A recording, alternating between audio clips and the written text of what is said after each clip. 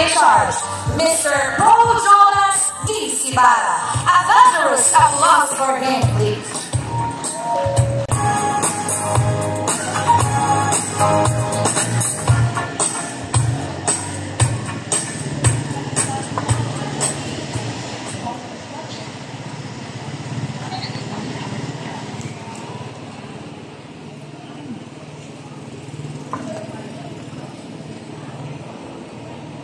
Thank you, ladies, Ma'am Maybelline and Ma'am Loretta.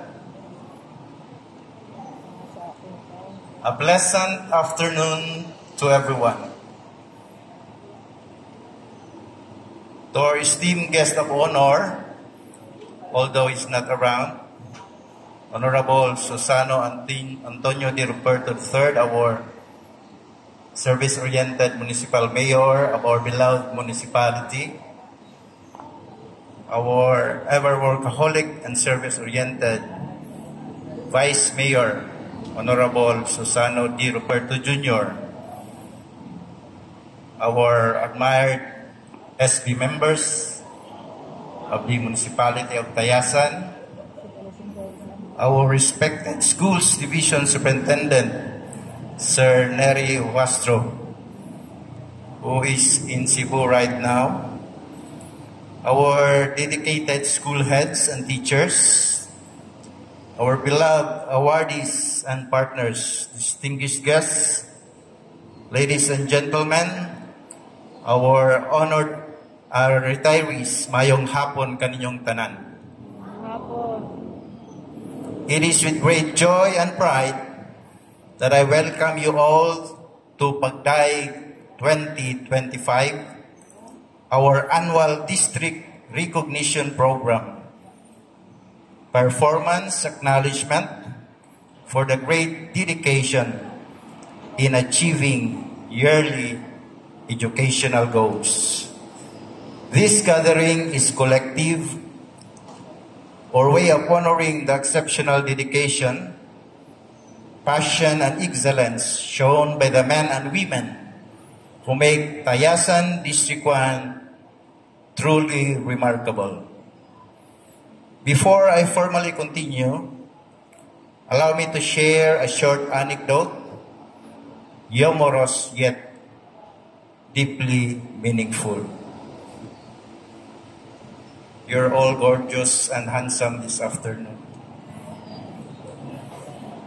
Samtang akong sutong ang kanyag sa mga maestra, murag napukaw ang akong pagkaulitaw.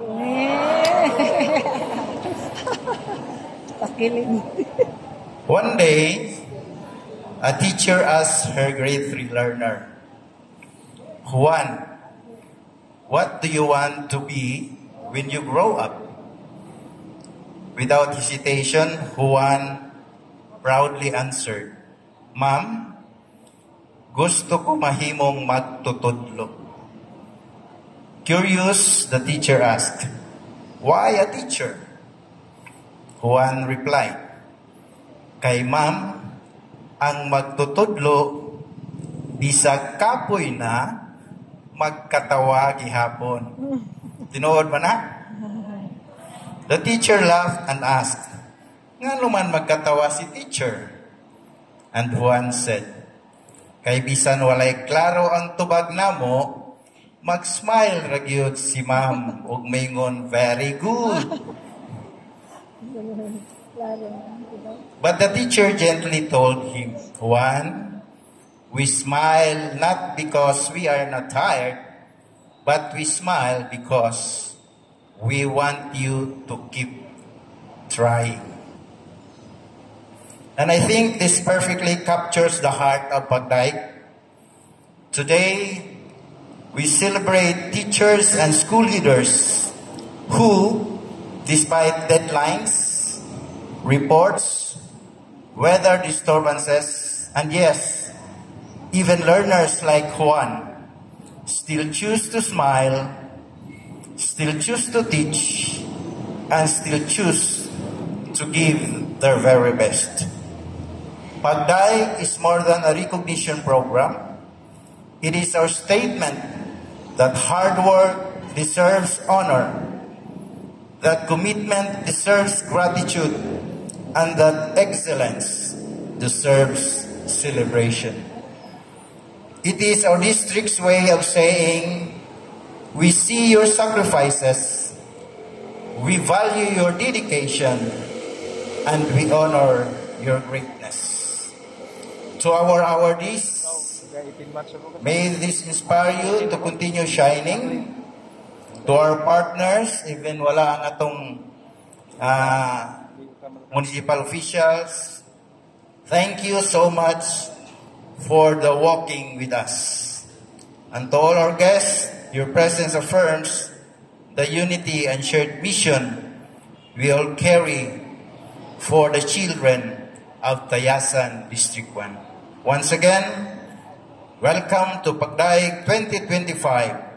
May this afternoon fill with pride, joy, and renewed passion as one district committed to excellence. Thank you so much, and once again, good afternoon. Thank you so much, Sir Jonas. Inood Jitsa, no matter what the day may bring, we would still be happy to serve. Isn't it, teachers?